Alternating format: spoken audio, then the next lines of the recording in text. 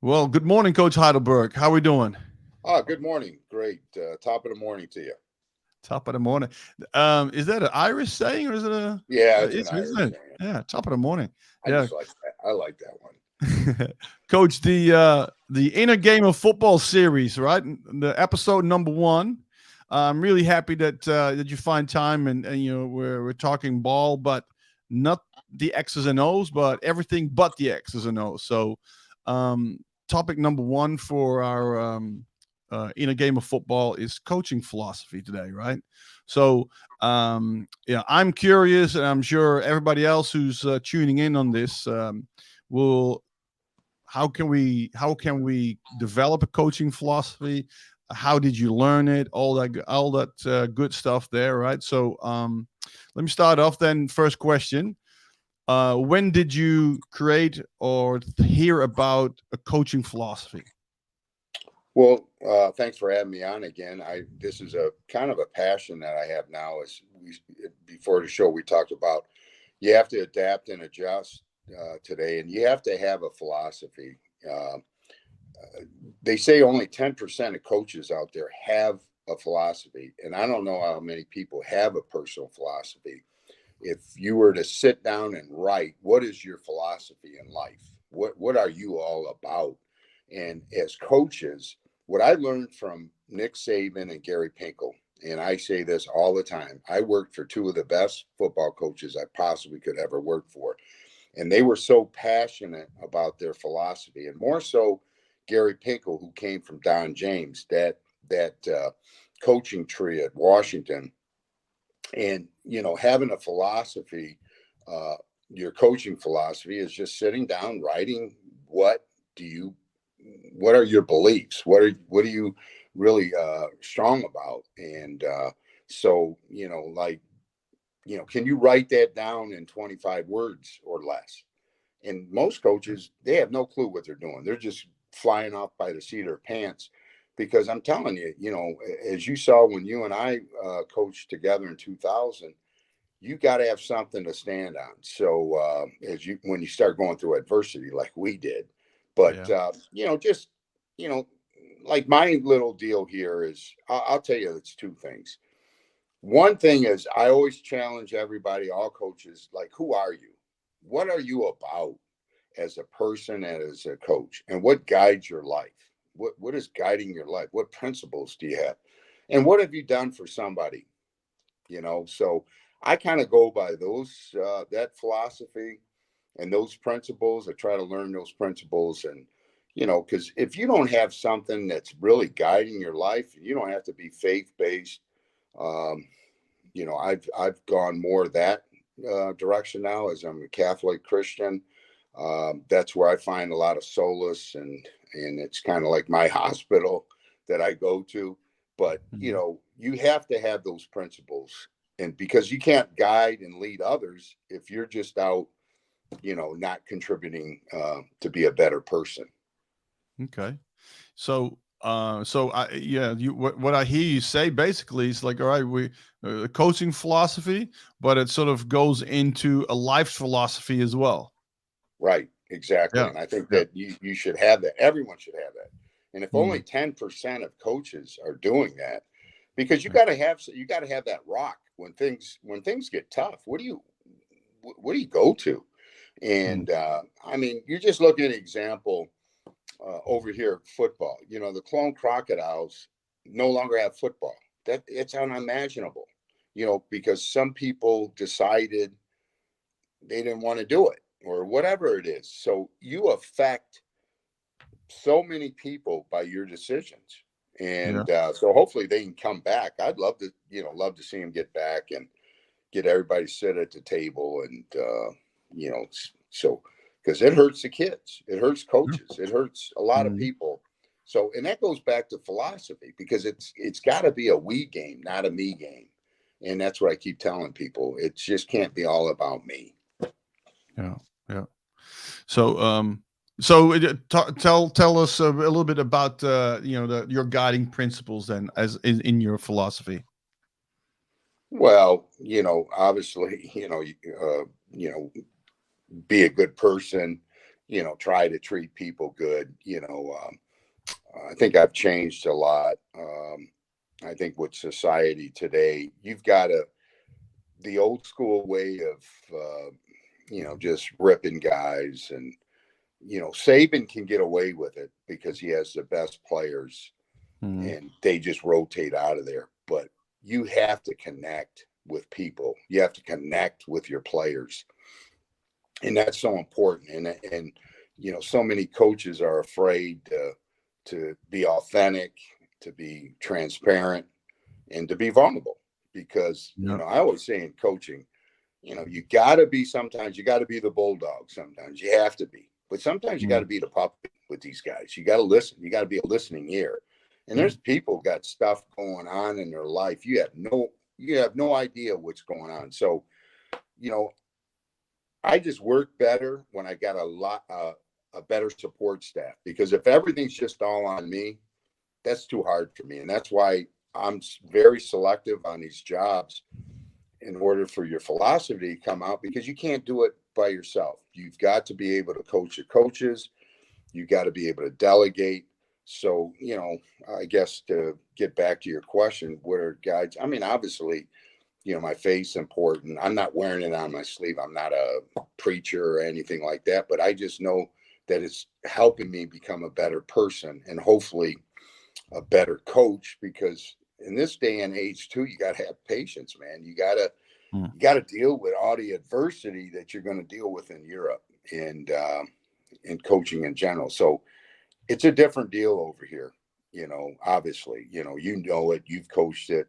You've got to have a staff. You've got to have guys you trust and like and all that. So your philosophy can ooze out of you to the other coaches and to the players and make it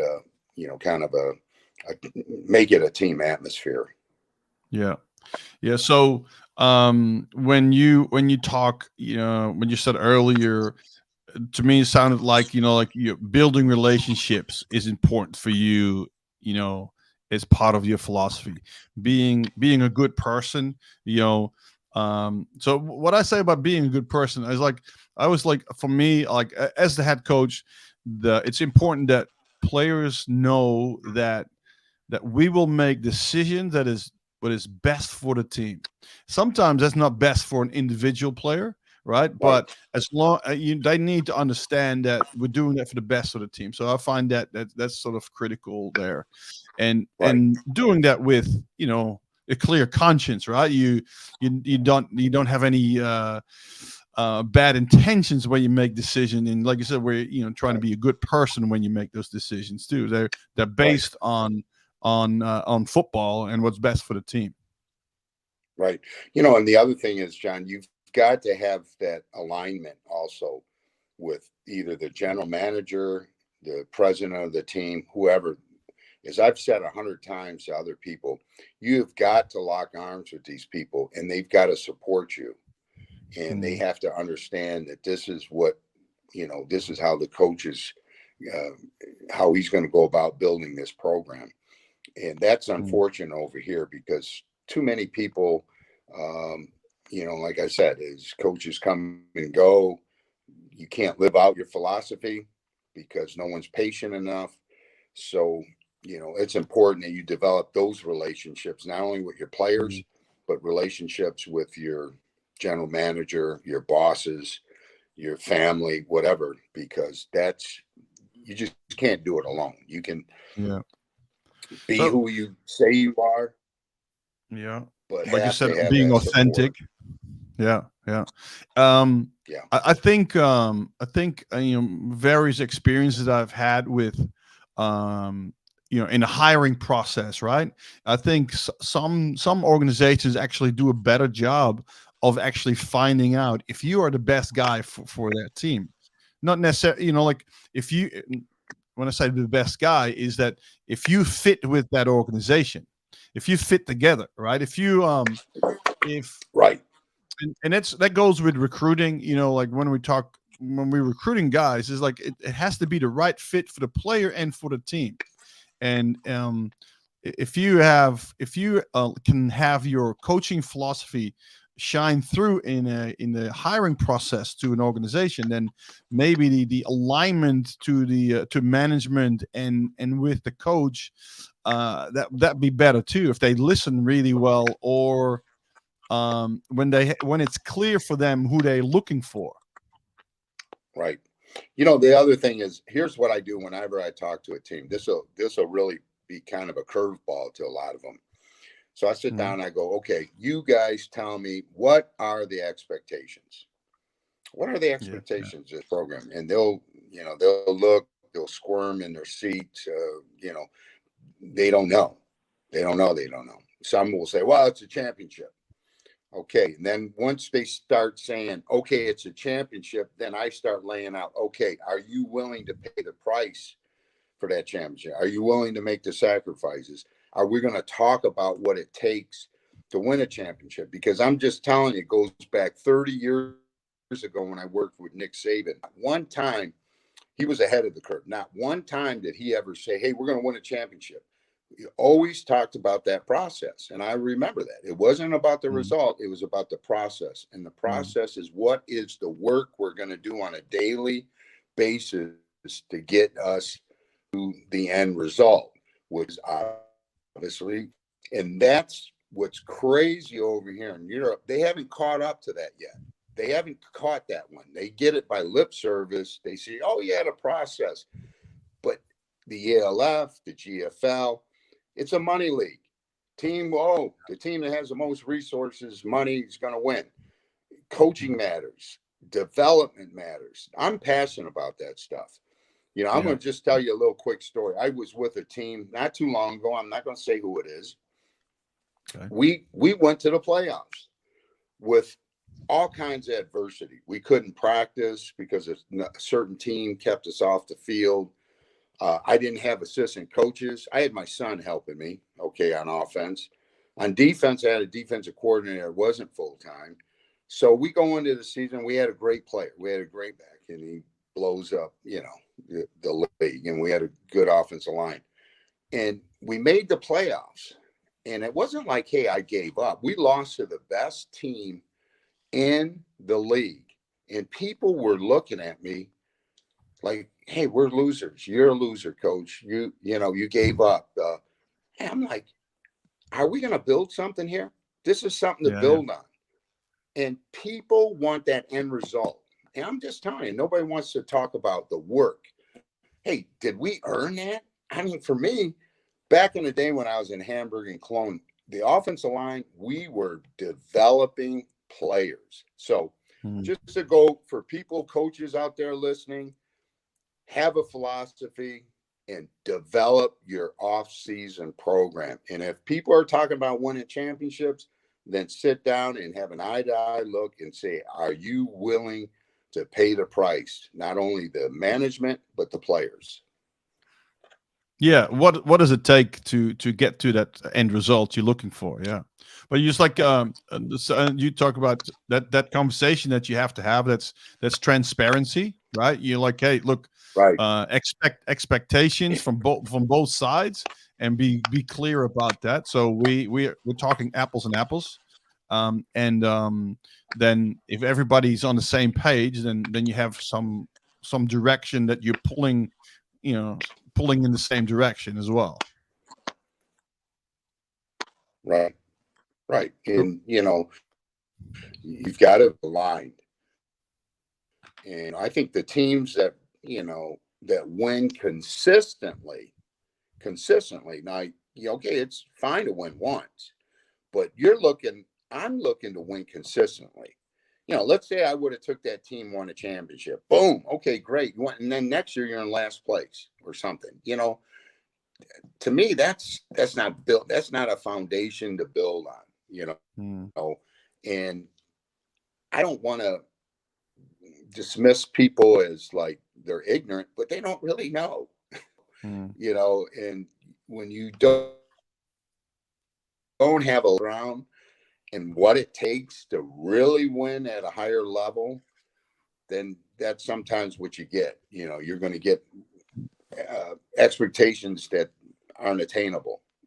So it still comes down to players. You got to have players, Comes down to good coaching, then it comes down to that commitment. And, you saw with us in 2000, our team was bankrupt. You talk about, we could did a movie on that. Our team was bankrupt. Mid-season, we had no money, but those players and coaches, we all fought to the end and won a championship. And people don't even know, like, oh, you guys had great players. And you don't know all the obstacles we went through to win that, So it takes a lot of grit, takes a lot of fortitude to do that. Well, so can you think back, for example, 2000 is a long time ago. Every time I think about it, it's almost 23 years ago we won the German Bowl, right? Yeah, I can't believe it either. I'm like, it seems like yesterday. Yeah, absolutely. But can you think back most of these kids I talk to, they're not even born. No, that's correct. Yeah, absolutely.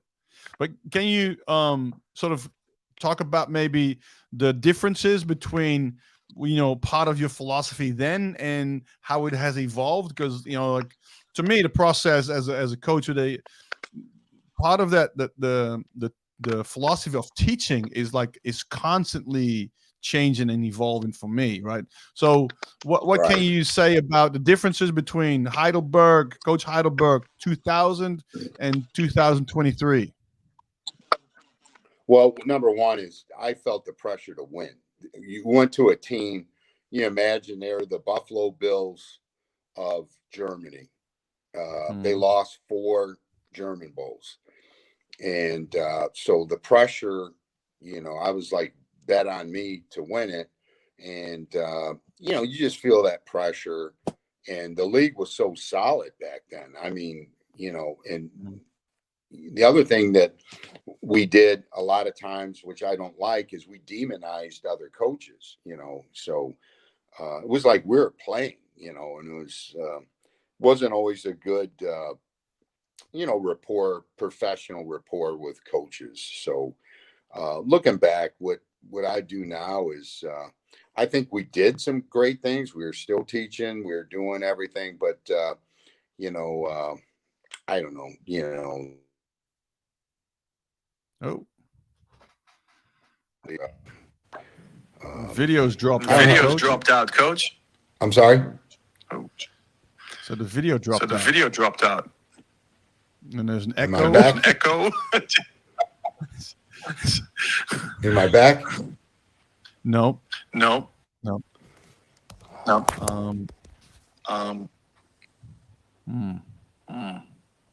Nothing here. Can you hear me? Yeah, I can hear you, but I can also hear an echo. It must be something with the internet. This is not good. Okay. Nothing. Well, I can hear you really well. But the sound comes back over the speaker. I'm going upstairs here. Yeah, let me end the recording because this Okay. that's not good. End record.